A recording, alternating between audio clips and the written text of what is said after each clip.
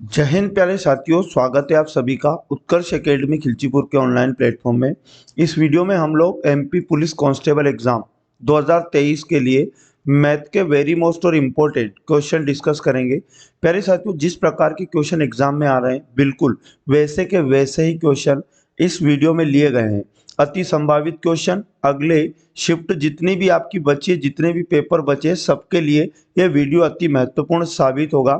इसलिए एक भी क्वेश्चन को बिना स्किप किए पूरे वीडियो में आपको लास्ट तक बने रहना है।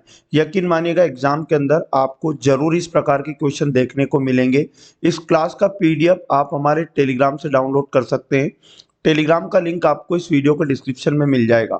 यदि आप चैनल पर पहली बार विजिट कर रहे हैं तो चैनल को सब्सक्राइब करके बेल आइकन को ऑन कर लें, जिससे आपको सभी क्लास का नोटिफिकेशन तुरंत मिल पाएगा। आज का पहला और मोस्ट इंपॉर्टेंट क्वेश्चन है पांसे से। दो पांसे एक साथ फेंके गए, दोनों पांसों पर सम संख्या होने की संभावना क्या है। तो जब कभी आपको यहाँ पर प्रायिकता निकालनी है, क्वेश्चन प्रायिकता का है, तो होता क्या, प्रायिकता में अनुकूल परिणाम मतलब आने की संभावना और बटे में आता है कुल परिणाम, तो आप लोगों की प्रायिकता निकल जाएगी। तो सबसे पहले हम लोग अनुकूल परिणाम को समझ लेते हैं। दो पांचों को अगर फेंका जाता है तो आप सभी जानते हैं पांसे में 6 फलक होते हैं, 1 2 3 4 5 6। तो अनुकूल परिणाम का मतलब यह है दोनों पांचों पर सम संख्या होना। मतलब जैसे सम संख्या क्या है, 2 4 6, बस इनसे मतलब है हमें, बाकी विषम से कोई मतलब यहाँ पर नहीं होगा। तो पहले पासे पर भी अगर 2 आए और दूसरे पासे पर भी अगर 2 आए तो दोनों पासों पर सम संख्या दिखेगी। तो एक कंडीशन तो ये बन सकती है। दूसरी कंडीशन, पहले पर 2 आए और दूसरे पर क्या है, 4। इस प्रकार से और क्या बन सकता है, पहले पर 4 दिखे और दूसरे पासे पर हमें 2 दिखे, ये भी हो सकता है। अगली कंडीशन और क्या हो सकती है, पहले पर भी 4 दिखे और दूसरे पासे पर भी 4 दिखे, ये भी हो सकती है। सम संख्या दिखाई देगी दोनों पर। और अगली कंडीशन क्या हो सकती है, अब 6 के साथ हो सकती है कि पहले पर भी 6 और दूसरे पर भी 6 दिखे। इस प्रकार और क्या बनेगा, पहले पर यहाँ पर मैं बता दूं 2 दिखे और एक पर 6, 6 2 का भी हो सकता है सम, और उसके पास यहाँ पर 6 2 हो गया। अब और क्या बचा, 2 के साथ 6 को नहीं लिया था तो 2 6 भी हमारे पास हो जाएगा।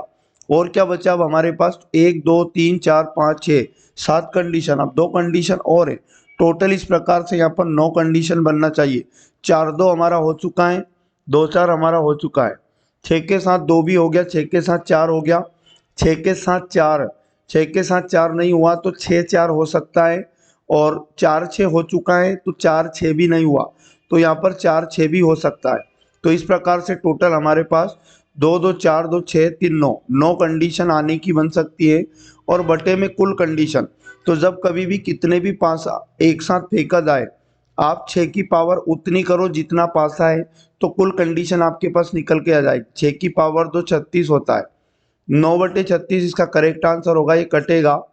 9 1 जा 9, 9 चुके 36, 1/4 इस क्वेश्चन का right answer option number B हो जाएगा। क्वेश्चन नंबर 2 में दो निष्पक्ष निष्पक्ष सिक्के फेंके जाते हैं, एक चित आने की संभावना। प्यारे साथियों, चित का मतलब क्या होता है, पासे मतलब सिक्के में 2 फलक होते हैं, एक हेड होता है तो चित का मतलब हेड समझिएगा, और पट कह दे तो आपको टेल समझना है। आपको मैं बता दूं क्वेश्चन ने क्या बोला, एक चित होना चाहिए, तो यहाँ पर भी हमें प्रायिकता लाना है। तो प्रायिकता बराबर होता है आने की संभावना। तो पहले आने की संभावना निकालेंगे, एक चिट होना चाहिए, तो अगर पहले पर हेड हो और दूसरे पर टेल हो तो एक संभावना तो ये बन सकती है। यहाँ पर एक हेड दिखाई दे रहा है, लेकिन जरूरी नहीं है पहले पर टेल हो और दूसरे पर हेड हो, तो भी यहाँ पर एक चित यानी कि हेड दिखाई दे रहा है। तो यहाँ पर आने की संभावना 2 ही रहेगी, याद रखिएगा। और 2 सिक्कों को उछाला जा रहा है तो कुल संभावना बटे में आएगी, तो 2 सिक्के में 2 पहलू होते हैं, तो 2 की पावर उतनी करना जितने सिक्के उछाले जा रहे हैं। 2 सिक्के उछाले जा रहे हैं, 2 की पावर 2 करेंगे तो यहाँ पर हमारे पास 4 कुल संभावना 4 हो जाएगी। तो इस प्रकार 2/4 यहाँ पर हमारी प्रायिकता बनेगी, इसे काटेंगे, 2 1 जा 2, 2 2 जा 4, 1/2 इसका right answer option number A बिल्कुल सही जवाब हो जाएगा। क्वेश्चन नंबर 3 हमें दिया है, ए किसी कार्य को 16 दिनों में कर सकता है, बी ए की तुलना में 60% अधिक दक्ष हैं, उसी कार्य को बी द्वारा अकेले पूरा करने के लिए कितने दिनों की आवश्यकता होगी। यहाँ दो लोगों का नाम आया, ए और बी का, और यहाँ पर क्वेश्चन में बात की गई है कार्य क्षमता की। कार्य क्षमता बना लो। तो यहाँ पर बोला गया बी ए की तुलना में 60% अधिक दक्ष है। मतलब ए अगर 100 यूनिट काम करता है, उतने समय में बी 60% अधिक दक्ष, मतलब अधिक काम कर देता है, तो बी की कार्य क्षमता 160 बनेगी। तो आप कार्य क्षमता का अनुपात बना लो, 0 से 0 कटेगा, 2 पंजे 10 हो जाएगा और 2 आठी 16। तो कार्य क्षमता का रेशो 5:8 बनेगा। तो आप क्या करो, इनके समय का अनुपात बना लो। समय का अनुपात कार्य क्षमता का उल्टा होता है, 8:5 बनेगा। इन दोनों में से एक का समय दिया है, ए का समय बताया 16 दिन, और ए के समय का रेशो कितना है, तो 8 रेशो है। 8 रेशो का मान 16 दिन बताया, एक रेशो का मान लेके आना, तो 16 में 8 का भाग लगा देना, 2 आठी 16। एक रेशो का मान 8 दिन हो जाएगा, 8 दूनी 16, 2 आएगा, यहाँ पर माफ करना 2 आएगा। और अब यहाँ पर क्वेश्चन ने कहा कि बी द्वारा लिया गया समय बताओ। बी का समय हमें बताना है, तो बी के समय का अनुपात 5 है और एक अनुपात का मान कितना आया, 2। 2 का मल्टीप्लाई 5 से होगा तो 10 डेज। बी उसी काम को 10 दिन में कर देगा। ऑप्शन नंबर डी इस क्वेश्चन का राइट आंसर हो जाएगा। क्वेश्चन नंबर 4 की अगर बात करें तो आई से रिलेटेड है, आई व्यय से, और प्रतिशत का क्वेश्चन है। ए का वेतन बी से 30% अधिक है। बी की मासिक आय सी की तुलना में 20% कम है। ए तथा सी की आय के बीच में 800 रुपये का अंतर है, तो बी की मासिक आय रुपये में क्या होगी। 3 लोगों का नाम लिया गया, ए का, बी का और सी का। अब यहाँ बोला गया जो बी की मासिक आय है वो सी की तुलना में 20% कम है। आप क्या करना, यहाँ पर पहले सी की आय को मान लो 100 यूनिट थी, और यहाँ बोला गया बी की आय सी की आय से 20% कम है। 100 से 20% कम है, मतलब 80 यूनिट आय बनेगी बी की। अब ए की आय कैसे बनाओगे, तो बी की आय से 30% ज़्यादा, तो बी की आय हमने माना 80 था, और 80 से 30% ज़्यादा, 80 अपने आप में 100% था, तो डायरेक्ट आप 80 का 130% निकालना। 2 जीरो से 2 जीरो कट जाएगा, और 13 आठी 104 यूनिट बनेगी ए की मासिक आय।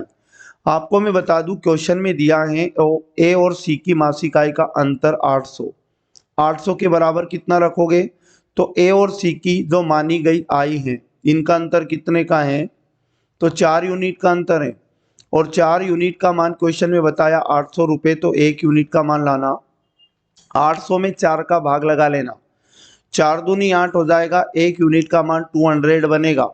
क्वेश्चन में कहा गया कि बी की मासिक आय रुपये में बताओ।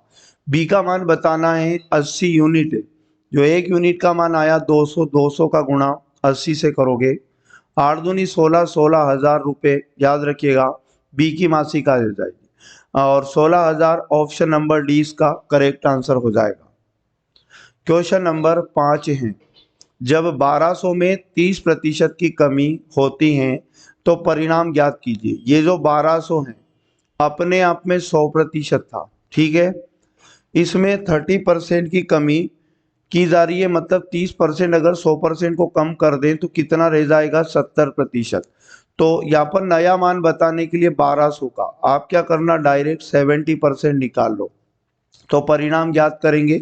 यहाँ पर 2 जीरो से 2 जीरो, 12 की 84, 840 हो जाएगा। ऑप्शन नंबर डी इस क्वेश्चन का राइट आंसर है।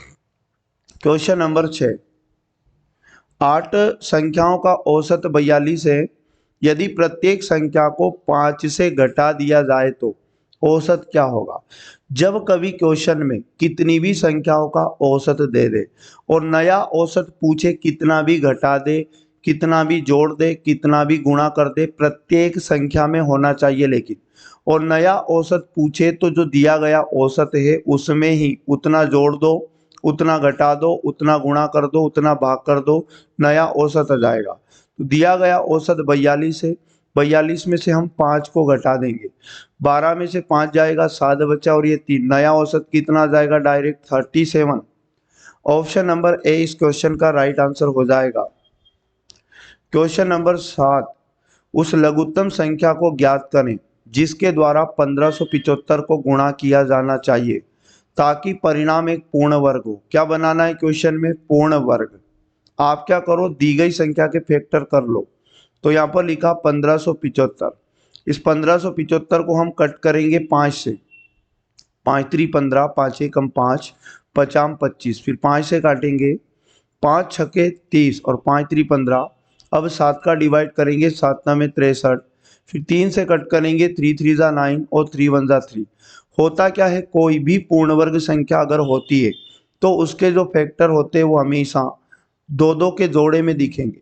यहाँ पर 7 की कमी है, जोड़ा बनाने के लिए 7 का और गुणा करना पड़ेगा। इस प्रकार अगर इस पूरी संख्या में भी 7 का गुणा कर दें तो ये पूर्ण वर्ग हो जाएगी। तो यहाँ पर 7 करेक्ट आंसर हो जाएगा, ऑप्शन नंबर सी।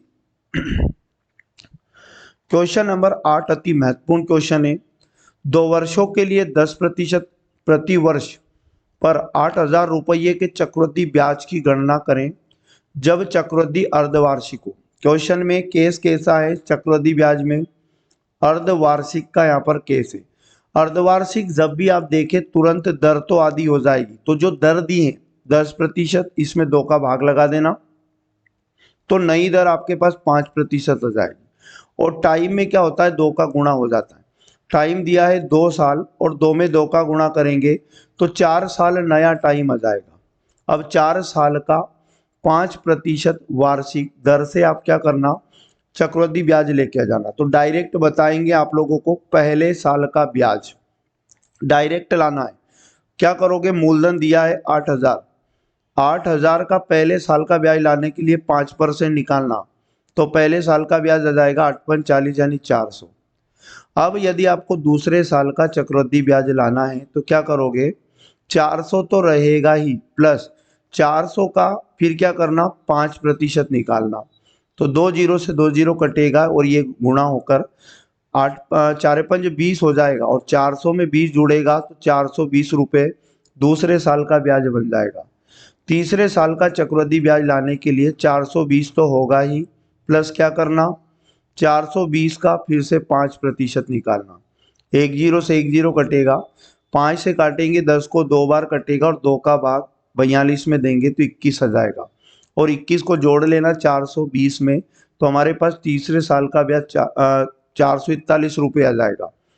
अब चौथे साल का ब्याज लाने के लिए क्या करना, 441 तो रहेगा ही, प्लस 441 का फिर 5% निकालना। तो जब आप 441 का 5% निकालोगे तो आपके पास दशमलव में आएगा, कितना आएगा इसे काटना और 2 अंक के पहले दशमलव लगा देना। तो दशमलव में जो भी आएगा 22.05 आएगा, 22.05 और 441 में 22.05 को जोड़ना तो आपके पास चौथे साल का चक्रवृद्धि ब्याज डायरेक्ट आ जाएगा 463.05। अब यहाँ पर कुल सीआई पूछा है 4 सालों का, तो इनको जल्दी जल्दी जोड़ लेना। इन चारों को जोड़ोगे आपका आंसर आ जाएगा 1724.05। यही आपका करेक्ट आंसर हो जाएगा, 1724.05। Option number D correct answer हो जाएगा। क्वेश्चन नंबर 9, स्कूल वर्दी की जोड़ी की सूची कीमत। प्यारे साथियों, सूची कीमत का मतलब ये होता है अंकित मूल्य। सूची कीमत अगर क्वेश्चन कहता है आपसे तो आपको समझना है क्वेश्चन में अंकित मूल्य बताया जा रहा है, ठीक है। अंकित मूल्य बताया इस क्वेश्चन में 180 रुपये, और क्वेश्चन ने ये कहा इसकी कीमत छूट के बाद में, छूट देने के बाद जो कीमत बताइए वो होता है विक्रय मूल्य, सेलिंग प्राइस, ठीक है। और कितना बताया, 153 रुपये बताया। छूट का प्रतिशत पूछा है क्वेश्चन ने। छूट हमेशा अंकित मूल्य पर दी जाती है और उसके बाद वस्तु को बेचा जाता है। तो 180 में से 153 को घटाएंगे, उतनी छूट दी गई जितना कम है। 10 में से 3 गया 7 बचेगा, 7 में से 5 गया 2 बचेगा, 27 रुपये की छूट दी गई। क्वेश्चन में पूछा जा रहा है छूट का प्रतिशत बताओ। तो छूट प्रतिशत लाने के लिए जो छूट दी गई है 27 यूनिट, इसे परसेंट में बदल दो। किस पर दी गई, एमआरपी यानी अंकित मूल्य पर। 180 बट्टे में आएगा और गुणा में 100 करना, 0 से 0 कट जाएगा। 9 दूनी 18, 9 तीस 27 होता है। 2 से 10 को काटेंगे 5 बार और 5 गुणा 3 हो जाएगा 15। 15% डिस्काउंट हो जाएगा। ऑप्शन नंबर सी इस क्वेश्चन का राइट आंसर हो जाएगा।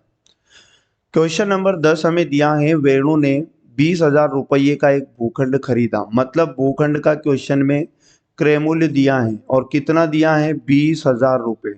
क्या किया और आगे बोला 18,000 रुपये में बेच दिया।